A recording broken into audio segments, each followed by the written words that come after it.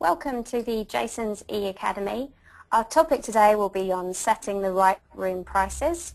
I'm very happy to be able to introduce Michael Baines from Manns and Fergus Brown from Happens as our industry experts. And my name is Lynn Jeans and I'm the Marketing Manager here at Jason's Travel Media.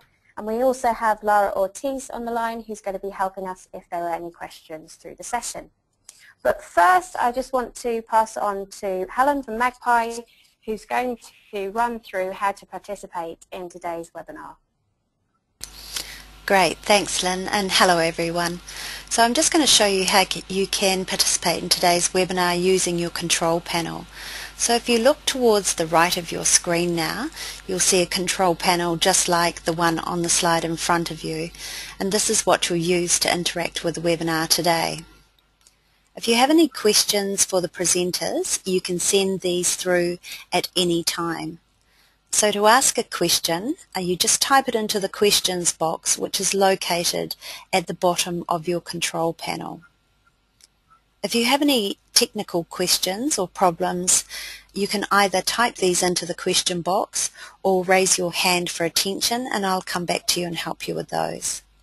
So to raise your hand, if you now look at the slide in front of you, you'll see hanging off the side of the control panel an area that we call the Grab tab. And on the bottom icon of the Grab tab is a hand with an up arrow. So by clicking on this with your mouse, your hand will be raised. If you have any problems with your internet connection today and drop off from the webinar broadcast, all you need to do is use your original access link to rejoin the webinar. The webinar is being recorded and will be made available to you for later viewing. To help you make the most from this experience, I suggest you take a moment now to ensure that your phones are tuned to silent and that any programs you have open on your computer that might upload or download during the broadcast, that these are closed. Enjoy the presentation and remember to send your questions through at any time. And now I'll pass back to you. Thanks, Lynn. Thanks, Helen. So just a little bit of a housekeeping reminder about this series. This is the final of our 6 webinars for Season 1. These webinars are all based on marketing related topics. And as this is our final webinar of the series, in the up and coming month we'll be asking through a survey what you'd like to know more about for Season 2. So make sure you look out for that email. So moving on to today. What is our challenge? Well, the challenge is maximising the revenue for your rooms by making sure that you're looking at consistent changes in demand. Michael and Fergus are our industry experts here, and what we asked you to do before the webinar was to send in your questions. Now we've had so many questions for this webinar. What we're actually going to do is these questions will help us guide through the sessions. So we're going to start off with a question and then Michael and Fergus are both going to contribute to them. So the first question up. How do I maximise profit using pricing strategy? And how can I get to maximum profit? So first off, pricing should be dynamic, definitely. Michael, Fergus, I'll sort of introduce you now into the webinar. Thanks. You want to go first, Fergus? Oh, well, thank you, Michael. Well, nice to talk to everybody, and this is such an important issue and an important topic. It is important to be dynamic. The old days where you could have a rack rate and that was your one rate, or maybe an off and an on-season rate, those days have gone. People now, whether you're in a holiday park or any other accommodation provider, have to be dynamic and be continuously looking at what pricing you're charging to meet the demand at the specific time and the market conditions. So you must be flexible. And I think that's a really important thing to remember, flexibility. Yeah, I think the first thing is you've got to do the arithmetic. So you've got to, it's Michael here, you've got to do the arithmetic first. So you've got to do all your basic sums. How much is it going to cost you to run the room? How much do you need to get by? What's your break-even point? How much do you want to make out of the sale? And then the market analysis, which will say what will the market buy it for. So there's that combination of knowing exactly what you need to get and then being aware of the market so that you can ensure that you're maximising your prices. And it also means that you can have a number of price points operating at any one given time, A, across the property, and B, across the different areas that you're selling into, and the year, of course. Perfect. And I think something that you guys said to me earlier when we were sort of researching this webinar is that if you're at 100% occupancy, perhaps your prices should be higher. Yeah, that's a point. Well, I think that, sorry, Mike. That happens quite often in holiday parks. That in summertime, especially maybe in January, a lot of parks are full, and you can sit back and say, well, here we are in September or October, and we're absolutely full for January. What that might mean is that you've actually left quite a lot of money on the table, and during those peak periods, and especially over special events, whether it be a Warbirds over Wanaka or a rugby event, you might want to hold a few rooms back because you might be able to get that super price which will really help you in your profitability. yeah, there's a couple of famous old brokers keep on saying guys. that if you're up to 72% occupancy, put your prices up. Yeah, yeah. And I think an interesting question that came through from one of the participants here is, how do you raise prices in a recession? Yeah, well, it's Michael. You've got to make sure that you understand what your market is, because you've got to be looking at you can put your prices up because you're unique inside the marketplace. So if you can create those levels of uniqueness and add value to the proposition, then you can charge more for that.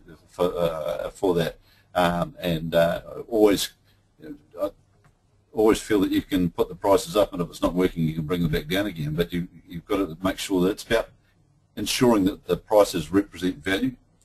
And if you're undervaluing yourself, it doesn't matter whether you're in a recession or out of a recession, then you need to establish and bring your pricing up to the value proposition. Yeah, I think that's the key thing, isn't it, Michael? It's all about value, and it doesn't matter whether you're in a recession or in a boom period.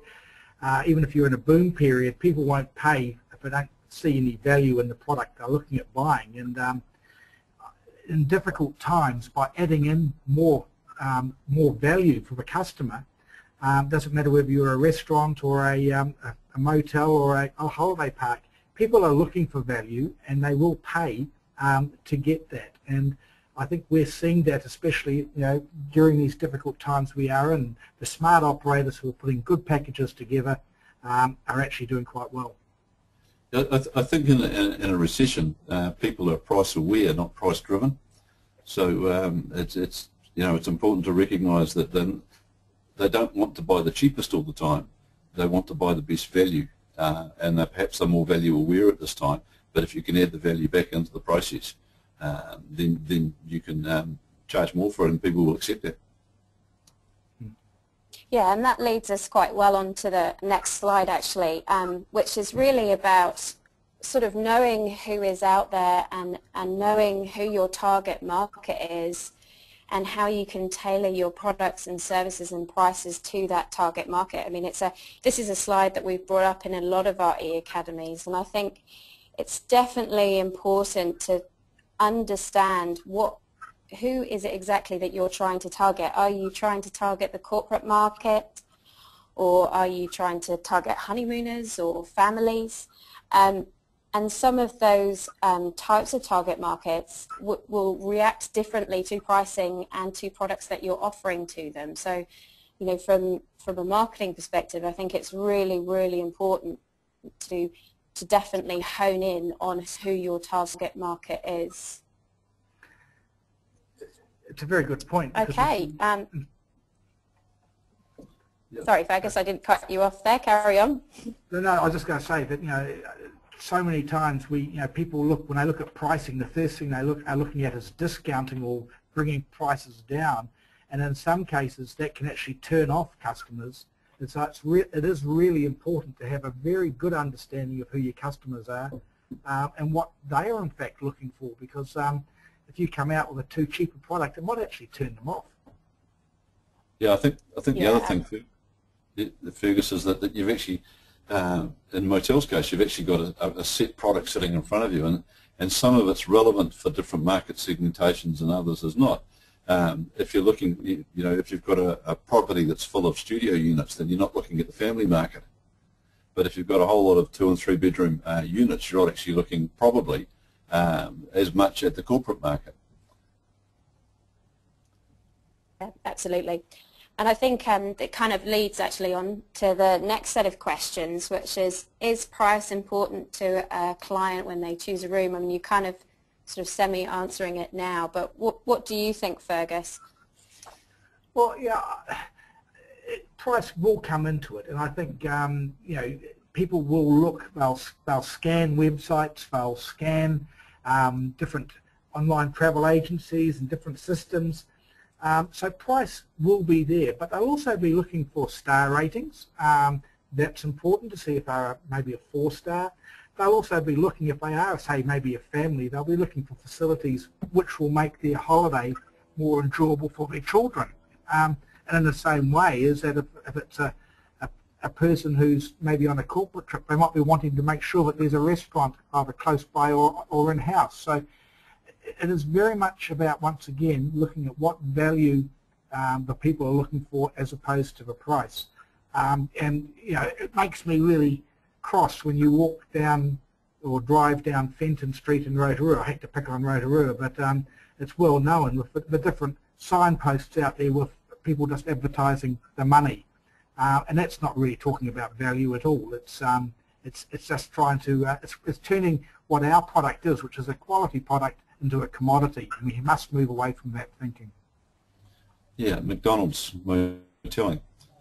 But I think it's important to make sure that you understand, the adjacencies all the way through. We know that 15% of the customer base actually locate or select their motel on how it looks, and 80% of them have actually figured out where they're going to stay long before they arrive. So, there's a myriad of factors around selecting where they stay, and price is important, but it's not the be-all and end-all of the equation. I think just carrying on from that too, Michael, you look at the situation where, with all the different systems like Jason's has available on their online system, you can in fact package up rooms. You can have one room and you might make it a honeymoon room, you might make it a girls' weekend room, you might make it a golfing weekend room, or a luxury. So you can actually sell a room in lots of different ways, in lots of different prices, just by packaging it in different ways, once again offering different value for different customers. Yeah, that's right, Fergus. And I think the other thing to make clear is what you were saying about sort of star rating and reviews. There's lots of things that influences somebody's decision to stay at your motel or your holiday parks. It's just making sure that those things all make sense at the same time as well. I'll just move on to our next set of questions. We had a number of questions that kind of followed the same or similar concept, and so we've grouped them together in this one slide, and we're going to sort of hit them all at once. But here's the main gist of them. Is our unit pricing right for the present market? What's a fair price to charge? How do I work this out? I'm new to the market for great location. Should I have intro pricing? What prices do I charge for breakfast? How do I price my product appropriately? Pricing for a budget motel? When do you know what the month should be when you reduce or increase your tariffs? So if we move on to the next slide, we've basically put it down into 4 main areas that you need to look at. One is seasonality. The second one is operating costs. So that's both your fixed and your variable costs. The third is demand.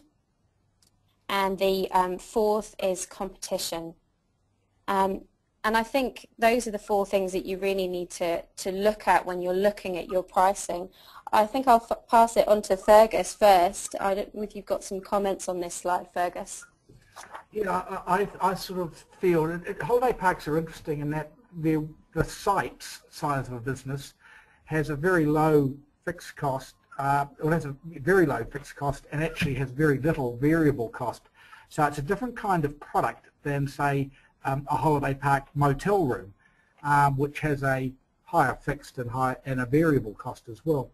But I think it's important to be looking not just at seasonality, but actually looking at things like events, what's going on in your area, and lots of great examples that when someone announces an event, and obviously a big one like, say, the Mission concert up in Napier, everyone knows about that in the Hawke's Bay, and you should be making sure that your pricing is appropriate for that. But also, I think, when you're looking, I said, well, one of the questions was, what price should I charge? Well, these days it's actually quite easy to go online and check out what your competition is charging, what the market is paying at the moment. So it's a matter of balancing all of these things together. To be, I keep on. I don't like working on the basis where you start at the cost and then add a bit on. That's a commodity. You've got to look at what the people will pay.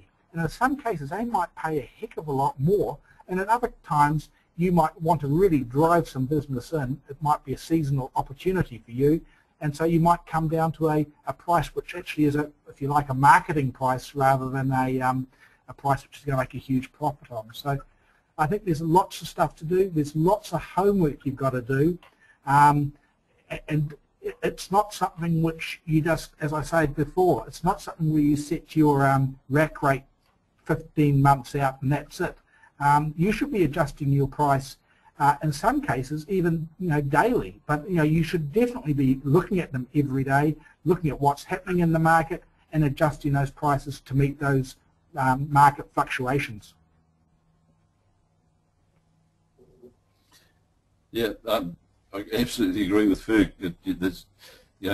Do your homework first, understand where you come from, and then look at the modifiers. And the only the people that know those modifiers are actually the operators themselves, and they've got to make sure that the resources are there. We run a benchmarking survey where you can see what the averages are by location and star rating and all that sort of stuff, and what the average prices are. But you've got a whole lot of other areas that you've got to look at as well. And I noticed there was one question there about startup. Should I have opening prices? I'm never a great fan of discounting when you open. I'm a great fan of adding added value when you open, but I hate giving money away. And once you set the price for your property, it's harder to move it up than it is to move it down. And I think that if you're opening a new property in a new place, then your money should be spent on the marketing and getting people in there rather than giving the property away. And there's some really good resources that you can use on that. I mean, there's lots of information from Statistics New Zealand and the Ministry of Economic Development. So we'll be putting those up as links after the webinar. So if you're looking for information on sort of the accommodation survey or the commercial accommodation monitor, you can go to those links straight from adjacencies.co.nz. We've got for our members, we have a couple of tools that are out there that they can just fill in the boxes, and it gives you their break even and what their minimum prices need to be.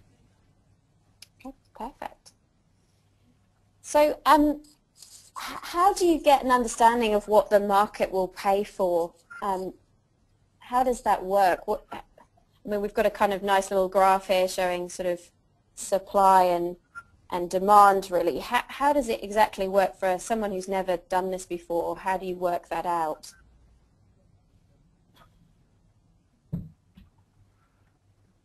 Silence, Ferg? Well, it's big question, I know. Well, I think you do have to look, rather than too much of the arithmetic, it's very much looking at what customers are looking for, what they're prepared to pay. And these days, once again, we have this flexibility that you've got so much online distribution of product that you might want to put a product on which might be a luxury price. It might be, You know, it might be a suite or it might be an upmarket villa which you might have in your park or motel. And we had some interesting examples when we had a guy from the Accor hotel group come along and speak to our members about dynamic pricing. And you know, it was all about don't be scared. Have a go at different things. And one of our parks got into that, and they charged a different price for a site down by the beach or down by the water's edge, and a different price for a site if it was back at the back of a park. And he ended up with a 3 scale. And of course, the first ones which people would actually buy were the best ones. So suddenly he actually had increased his revenue by probably about 20 or 30% per site, just by being brave enough to actually put the prices up.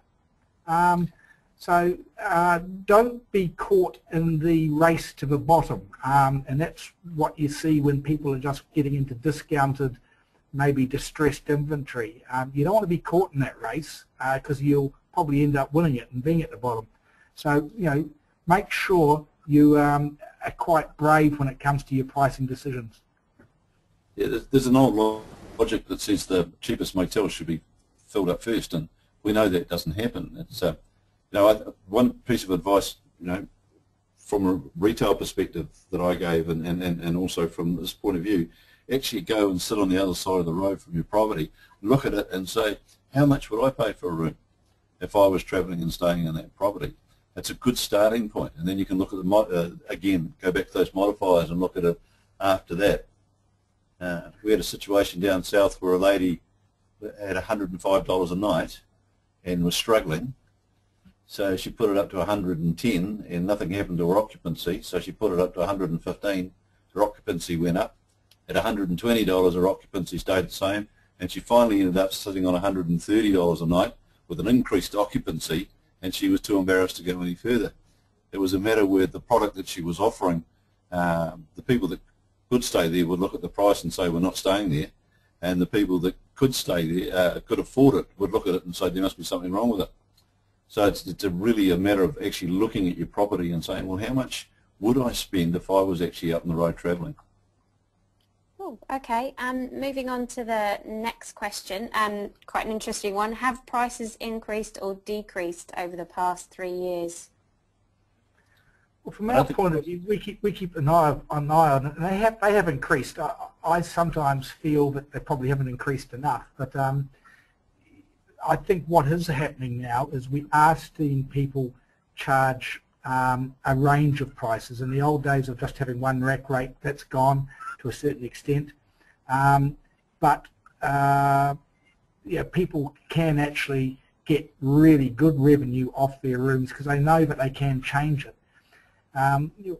Technology has really driven this, and I think it's given a lot of power now to the small business, and that you can be flexible. You can change your prices. You can wake up in the morning. There might have been an announcement of something happening, and you can suddenly lift your prices for the following weekend because you know you're going to be really busy. So I think on average prices have gone up. I think they can go up more, but at other times you might want to actually bring them down just to develop new markets or seek out new business opportunities. Yeah, I think that we've seen prices go up and not at the same rate as costs. So we've seen rates go up but not necessarily yield. And that's a different argument altogether. According to our surveys, our average room rate for a property, a 3-star property, is over $100 now, $103 per night. That's up from about $90 about 4 years ago. So they're definitely going upwards. Okay, and a kind of more advice on this question. If I give a quote and the customer doesn't call back, does that mean the price is too dear? No. There's a lot of reasons why people ring up and ask for quotes. They could be feeling the market. I don't necessarily think it's because the price quoted is too dear. There could be a whole lot of reasons behind it. Pricing is just a part of it. Yeah, I think it's also a matter of don't be scared of actually sticking to your guns. Some customers you might not actually want or need, and so stick to your pricing policy, and make sure that your staff, if you have staff or relief staff, make sure that they understand your pricing policy, because you don't want to go away for the weekend and having your relief staff in and they've filled the place up, but they've done it at a rate which you're just not happy with. Okay, and another good question here. Which is better, lower prices without inclusions or higher prices with? Well, first of all, I think the bank manager is going to be a hell of a lot more happy with higher prices with, because cash flow will be better.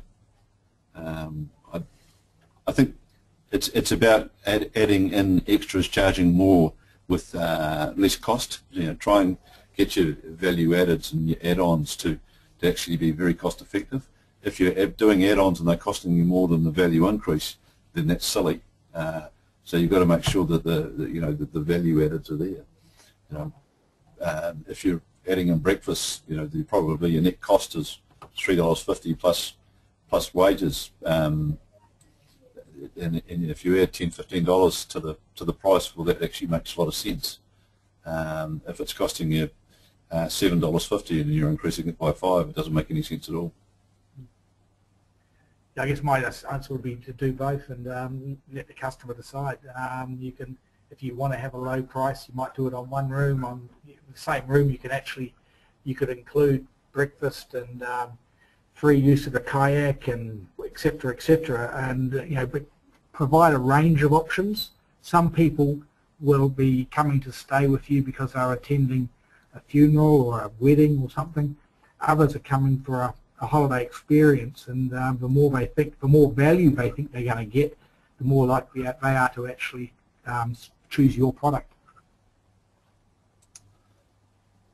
I think that kind of sort of steps into that kind of tier inventory and making sure that you've tiered your inventory in terms of, it's quite interesting. I've seen lots of people do it in different ways. Some have sort of a straight rack rate, and then others tier it quite well, in which they may have the same room, but they might sort of make it a slightly different room based on a target market, like you were talking about earlier, Fergus, the idea of maybe having a honeymoon suite or a family room which has different amenities in the same type of room. Yeah, and I think the pricing about that as well is that, if you've got a room which holds 6 people, so it's obviously a family room or a 2-bedroom apartment or whatever, put a price in for that, because I think quite often you'll see all the pricing based on 2 people and not with the additionals. And if someone is in fact looking at taking a family of 6 away, and your unit will hold 6, well, why not have that price in, called the family unit price, which is $250 for 6 people.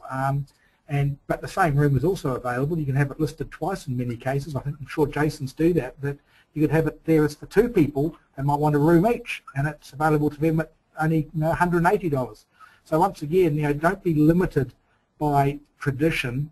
Try to think outside the square and think a little bit about what your different customers are going to want. Yep. And another question here, and about corporate rates. What's the best practice to calculate a corporate rate? I think it's very important to know that they are actually corporate. A corporate that comes 6 times a year or 12 times a year or whatever is actually worth a lot of money to you. So treat them with respect and treat them with dignity and give them good value. But if they're only showing up once and they're passing through, then why would you offer them a different rate from anywhere else? Part of it could be that you have a one-off rate for them, and if they stay with you 6 times during the year, you can rebate the difference or something like that of that nature to make sure that they are coming back into your property. But the corporates are the people, the bread and butter business that keep coming back. They become part of the family. We've got moteliers who've been invited to the weddings of the children of the reps that they've hosted for the last 20 years, and they've been worth a lot of money to them, so you treat them really, really well. But if they're just a one-off, then why would you treat them any differently from any other one-off stayer? Yeah, I think those, I guess thinking back more to my time when I had a motor lodge, it really is about understanding who the customers are, and you might want to do what the coffee companies do and have a coffee card type thing where they tick off their boxes, and when they get to stay for 9 nights, they get a family stay for their family for the 10th night. That might motivate some people. Others are looking, obviously from a corporate point of view, the company might just be looking at getting the best possible rate. So once again, it comes down to flexibility. It shouldn't be set in stone that if someone rings up, you just give them the corporate rate because they say they're from a company. They are valuable, but be flexible about how you approach it.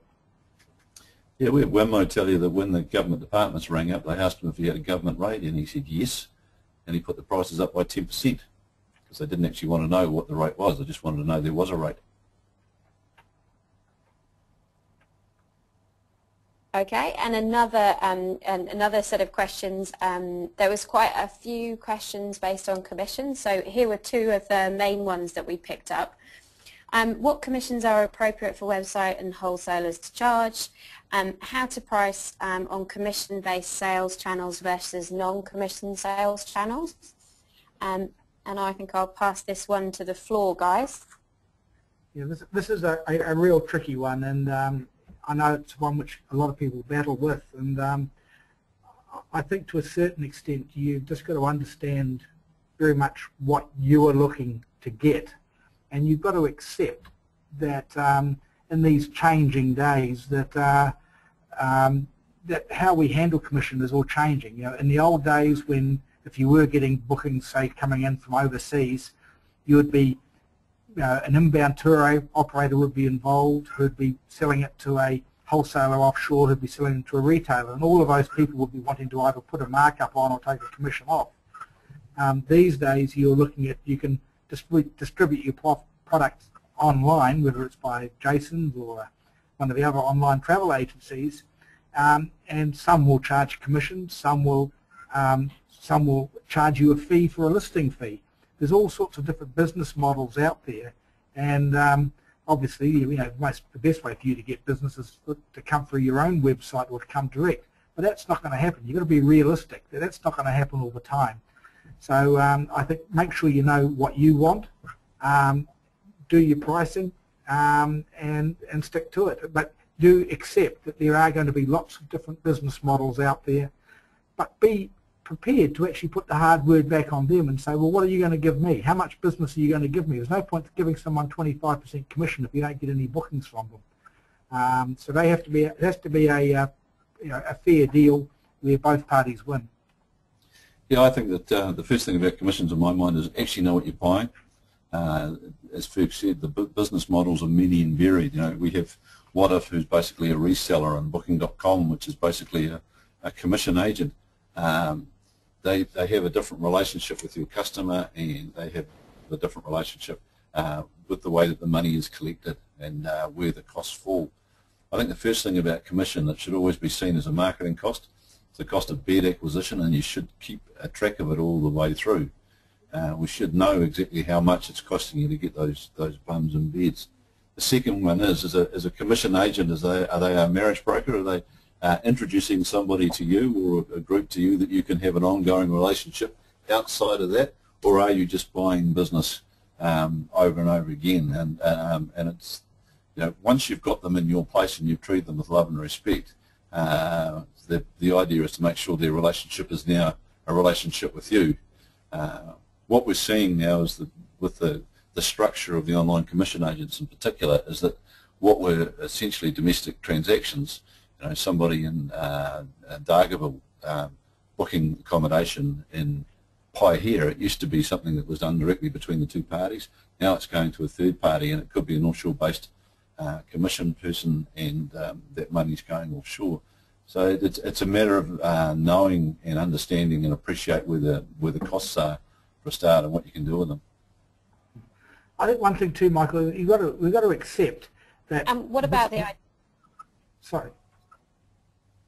With the advent of these inbound online travel agents, it is actually fantastic. It's a great step forward for people such as motels, holiday parks, the small business people. Before, it was very, very difficult for us to distribute our product into international markets especially. Now, with the facilities we have with this online distribution, online travel agencies, it's just as easy for a motel in Taupo to distribute their product to Frankfurt as it is their core hotel chain. So this is a great opportunity and we've got to make the most of it. Yeah, I don't disagree with you, Ferg. I think it's a double-edged sword though. I think you've got to be very aware that not only are you available to the world is now available to you, and also there's, you're not the only player in the market, and the marketplace has grown, and the people offering accommodation has grown hugely. And I think the one thing that we've got to remember is that we actually sell real beds to real people. We're now just talking to them digitally, and we've got to actually make sure we understand where the costs lie and the value added that they bring to our equation, and make choices based on that. And I think as well it's just important to know with all these types of things, and it's not just about commission versus non-commission, but it's also about every cost that you have, is just understanding what that cost is, and is the commission 15% or is it 25%? How does that mean that affects your profit or your revenue streams? And I think that's just really important to bear in mind when you're using sites like that. I mean, the other thing that you have to obviously think about when you're looking at sort of flat fee advertising is, well, it's not just about bookings, it's also about referral traffic. So, how many website clicks have I got? How many email clicks have I got? How many telephone clicks have I got? And what cost is that then to my business? I mean, the one interesting question that I'm finding is lots of people are talking about at the moment is pricing differently on different types of websites. So what do you guys kind of feel about that price parity across online channels? I think it's, these days with all the different programs which are out there, it is very easy for a customer to go online and do one search and see what your product is priced at in 4 or 5 different channels. So you've got to be careful. If you just put a standard room on, and it's a standard room, and you put it on at $100 here and $150 somewhere else and $200 somewhere else, you're going to be caught out. And the likelihood is the customer's going to think, well, this person is a bit shonky, and they might not book it. So I think you got to, I think consistency is quite good, but that doesn't mean you can't have a variety of prices. And most of these online sites will allow you, as we talked about before, to put different packages on. And you might actually be able to sell a room in different ways. Some cases minimum stays, which applies quite often with in the holiday park sector, and probably in motels over peak periods as well. So I think consistency of pricing is going to be is important. Don't think that you've been super smart by putting lots of different prices on for the same room, because the consumer is actually pretty smart these days, and if they're booking and looking online, they know, and they're probably running a couple of programs which can actually examine all of those prices. So I think I'd prefer to see more packaging done to provide that variety of price. I agree with Ferg.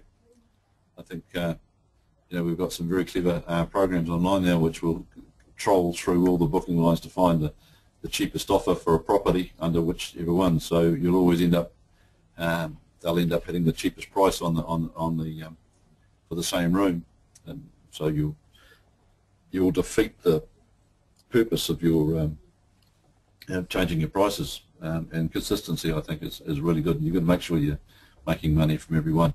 But if you've got an ongoing relationship with your customer and you treat online booking engines as introductory, as an introduction mechanism, then you can deal with, once you've got them in your door, then you should be able to deal with them directly.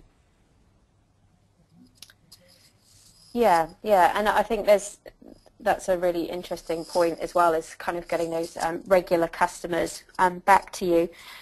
So In terms of, like we talked a little bit about competition in some of the earlier slides, but the next two questions are really based on how do you, if a provider is if providers around you are discounting heavily and they're reducing their value, how do you kind of deal with that?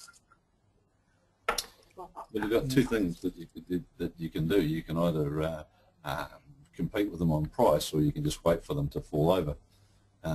If they're crashing their price on that basis, there's normally a reason behind it, and it's normally it's got something to do with cash flow. They're not getting enough people through the door, not getting enough money, and what they're doing is generating cash flow to just to satisfy their bank manager. It's normally a short-term solution to a long-term illness, really, and but it's kind of out of your control. Really, you've got to make your own decisions about it. How much money do you need? Yeah, I agree. It's out of your control, and there'll always be people who do stupid things and price things in ways which isn't helpful for the whole of the industry. And once again, this keeps on coming back to the fact if you could actually show that you're offering better value, that someone might be coming out and saying that they're only, $100 and kids stay free and kids eat free and all of this sort of stuff. If you can come out and be talking about, your tennis courts, your great friendly service, and the attractions and added value which you can offer, you don't need to be putting your price down and just chopping out. Because some businesses have different motivations, and Mike talks about cash flow, and especially some of those bigger businesses which might be owned by corporates and hotels especially, they actually have a different set of objectives than what we do, and quite often they're driven by getting the occupancy up so it looks good for the owner. So don't get caught into that spiral, because it only will end up at the bottom.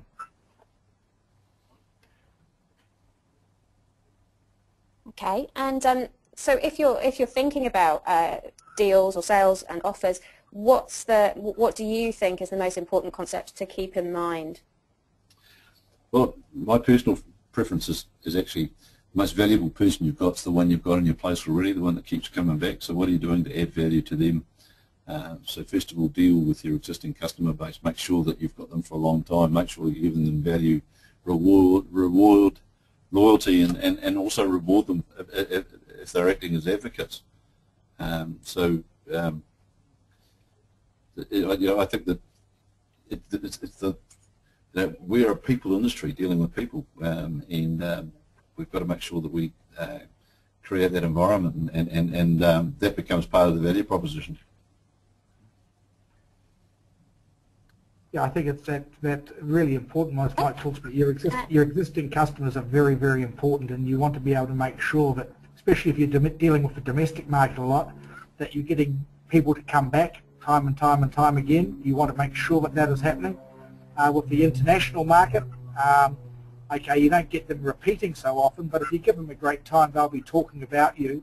And these days, it's actually even easier. And that, you look at the power of referrals through consumer feedback and comments on TripAdvisor and all the different types of programs on Adjacencies and all your different feedback options. Make sure that if someone does stay with you, that you ask them to put a comment on your Facebook page, on their TripAdvisor page, whatever, because that kind of referral is so important these days. People are searching these days for accommodation, and they'll base their decision on other comments and other customer feedback.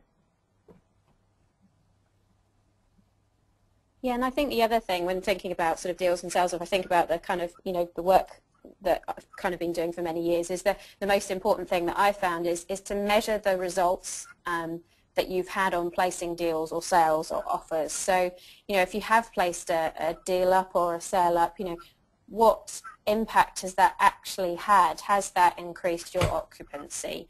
Has that meant that you've seen sort of loyal customers come back again if you've been offering them a value proposition? So I think that's something sometimes that we all forget to do, is to measure the results of the I suppose, promotion that you have on offer for your accommodation.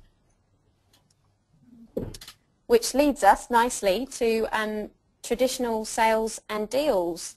So I suppose this kind of really talks about the same type of stuff.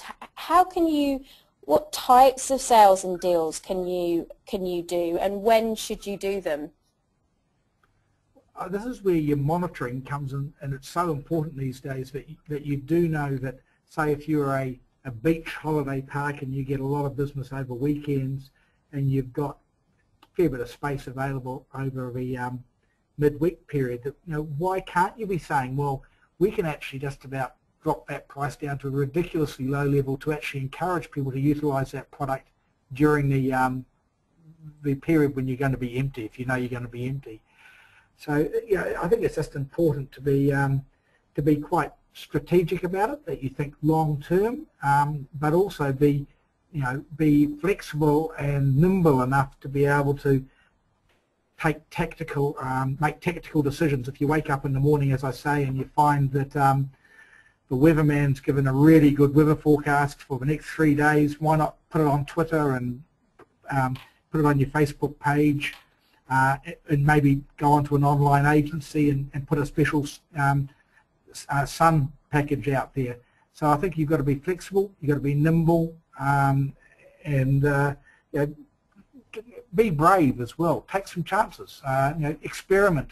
And exactly what you said, Lynn, is make sure you monitor what you do, whether it's checking your Google Analytics or making sure that you actually keep an accurate record of the results of your promotional work. I think when you're looking at promotions and packaging, you're looking at filling up properties at the times when they're not full. So why would you run a special over a weekend when you're going to be full anyway? So as Fergus said, it's about being strategic, understanding when you're doing it, why you're doing it, and measuring the results to see what works and what doesn't work.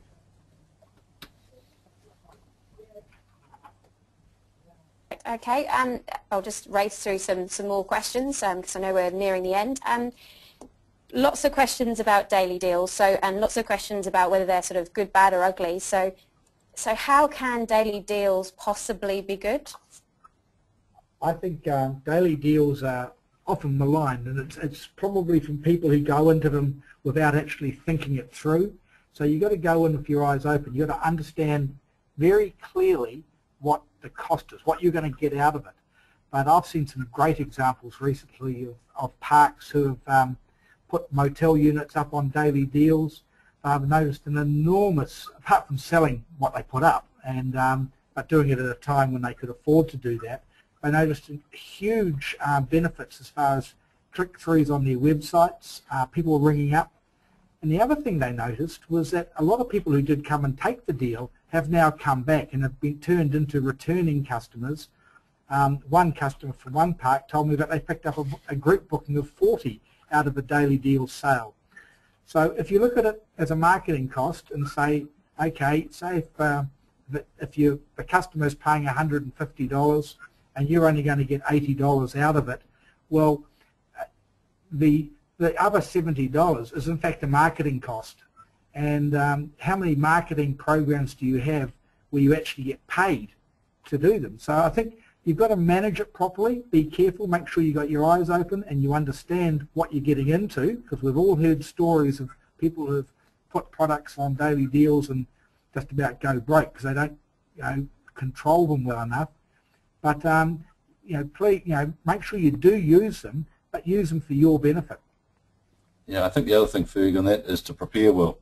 So you're going down there, you're doing it for a reason, understand what the reason is, and make sure that you've got all the stuff prepared well. I think when we were talking yesterday to Lara, she was saying that hits on websites go right through the roof, their own personal website, when it goes through the roof. So make sure you're tracking those people, and your website manager can do that for you, because they've actually shown interest in your property. You've got an opportunity then to go back and talk to them directly, even if they don't pick up on the daily deal.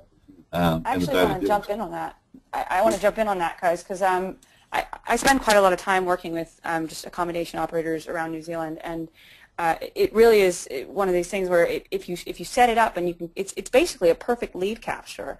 I mean, if you've got thousands or hundreds of people showing up on your site in a day, that's more than you normally would ever get. And if you need to be very sure when you run these things that you've got your either email newsletter sign up front and center so that people are actually signing up to that, and even if they don't buy the deal this time, you can always get back to them, or if they visit this time, you can get back to them. Do the same thing with your social media. If you're running AdWords, and I know a lot of smaller operators aren't, but if you happen to be someone who is, make sure you talk to your website manager, and there's a remarketing cookie on your site, which is basically a little piece of code that when someone lands on your site, it basically tags them and says you've been here before. So the next time you run a campaign, you can actually target your advertising to anyone who's ever been on my site in the past. All of that sort of stuff helps maximize long-term value of basically a loss leader. And daily deals, make no mistake, are a loss leader. Yeah, and I think, Laura, you've made a really good point there in terms of the number of people that come to your site, be it a daily deal or be it a traditional deal or be it just your regular sort of marketing is to make sure that when they arrive in your at your website that you've actually got everything set up as you would want it. So make sure that your photos are up to date. Make sure that your overview has up-to-date content in it. I mean, those are really important things when you're getting lots of eyes to your website. I mean, they're always important, but particularly important when you've got a high volume of people coming to your site. And another huge piece about this, which Ferg mentioned, was with timing. Don't run a daily deal that lets people book during a peak time, because it's just going to cannibalize traffic that you already would have had. If you're going to have a daily deal, you can set terms and limitations. So make sure that the dates that people are allowed to stay when they cash that deal in are dates when you wouldn't have normally been so busy. Absolutely, and I think, as we've been talking before, it's all about measurement, making sure you can effectively monitor how effective either this daily deal has been or any of your traditional deals have been, just making sure that whether the effort that you put in was actually worth it, and making sure that once you have got that customer in the door, like Michael was saying, how can you continue that relationship with them? Which actually leads us on perfectly to the benefits of returning and referred guests. So I know that Michael, you wanted to talk through this one. Oh, I'm a personal great fan of vouchers. I love them. I was at work calls for a while, and man, vouchers are fantastic because guaranteed sale, and they're a great reward for loyalty. But they're also a great way of providing advocacy as well. So if you do have customers and they do leave, and then you write to them afterwards and offer them a voucher, for something, whatever it would be, and then A, you can measure the numbers that are coming back so you can see how effective it's been. But B, if you allow them to be passed on, then you've got, because they can only be redeemed at your place, you've actually got a great little referral system operating as well. I love vouchers. From certainly, we've all had book vouchers, but there's vouchers for everything these days. Yeah, and I think that leads on quite well. I jumped in on this and sorry, Lynn, I ran you over. No, that's okay. You go for it, Laura. So Michael's point about the vouchers really raised for me a point about what's developing these days in the digital space, and there's there are opportunities to run offers on Facebook or to have an email campaign that goes out to past customers if you've collected their email addresses and you've asked for permission to email them, where you can actually offer deals for people not necessarily available in other spaces, just as a way of rewarding them for being loyal customers. Yeah, so Lynn, you can pick up on the rest of that, or whoever. I think the other thing with vouchers, which can be, and it doesn't, I guess, a voucher can be anything, can be a letter or a printed voucher, but looking at, say, especially applies probably more to the holiday parks, is that if if you've got a product, and I'm talking about maybe a tent or a powered site, which has very little variable cost in it, and in fact its fixed cost is very small as well. You know you're going to be full in January. Well, why wouldn't you turn around and say, for every night you stay with us in January, we'll give you, or say for every 2 nights you stay in January, we'll give you 1 night any other time of the year. And you know, you're going to hopefully drag those people back in. And I think it's trying to think of different ways, and it could apply too in the case of a motel or other accommodation provider who might be out at the beach, and you might be always full on weekends, but you've got lots of space midweek. You haven't got a big corporate travel. Well, you know, stay with us for 2 weekends, or stay with us for a weekend and get 2 nights free midweek. Hopefully you'll be able to get those people in and make other money off them. I know a lot of our parks make a lot of their revenue from selling attractions and activities. So that's the other option which you can use as well with those kinds of vouchers. Yeah, I think that leads on to the other. Yeah, and I think there's, you know, that there is. Sorry, Michael, you go for it. Yeah, I just think that leads on to a whole lot of things you can do around. They're not in the way of vouchers, but if you've got a specific market that you aim at, you know, perhaps you're into mountain biking and you've got a whole lot of people staying in mountain biking. If you've got a web feed from a camera on the trail that's on your website, or you can send out emails saying conditions are going to be perfect, or if you've got you buy the beach and it's got good surf and you've got a webcam there. These things are things that you can add on to your site to add value, so that it keeps people coming back to your site, monitoring what's going on, and when they see things that fit the purpose, then you become the front of mind choice.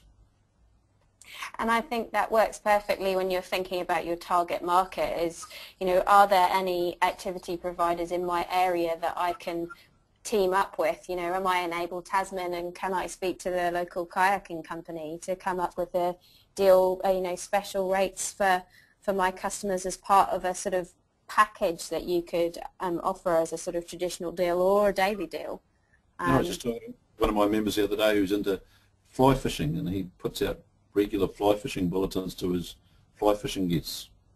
Generates such a huge amount of forward bookings from it. Yeah, that type of thing is a really good idea, and it just shows that you understand who your customers are. Yeah, absolutely. Yeah, and it pretty much takes pricing out of the equation at that point, because they're going to be loyal to you because you're supplying a better product that's more targeted to their needs. And if the guy down the road doesn't understand those needs, all of a sudden you've got a unique thing to offer for them. Yeah, and absolutely. You've just added value to the whole proposition too. Yeah. So I think with only a couple of minutes to go, we'll just sort of take away the key takeaways from this session. So first off is that your pricing should be dynamic. What will your market pay for it? What's the cost of sale? How much do I want to be making, and how much do I need to get by? Number 2, don't undercut the market. So sales are tactical and strategic tools. Number 3, strive to increase lifetime value of customers. So reward those who come back to you, and make sure that you capture leads and build a community and network. And lastly, make sure that you measure the effects of the decisions so you understand how to change them for next time. So I think that's it from us, unless there are any questions from the floor. There are no further questions at the moment. Okay. Perfect. Well, I think I'd just like to say thank you very much to Fergus and to Michael. Yeah, look, it's been a pleasure. And we'll make sure that you guys will be sent an email for your feedback, and make sure in the next couple of days that you head to myjasons.co.nz, where there will be resources and slides on the E-cademy that's just mentioned. And there was one question from a lady asking about average room rates, and we will be supplying you with some links there, Jackie, so that will be on myjasons.co.nz. And if you have any questions or advice, please contact helpdesk@jasons.com. So thanks guys, and we shall see you next time at the next E-cademy. Cool. Great, thanks, and I'll end the webinar for everybody this afternoon, so I'll count you out. 4, 3, 2, 1. Have a great afternoon.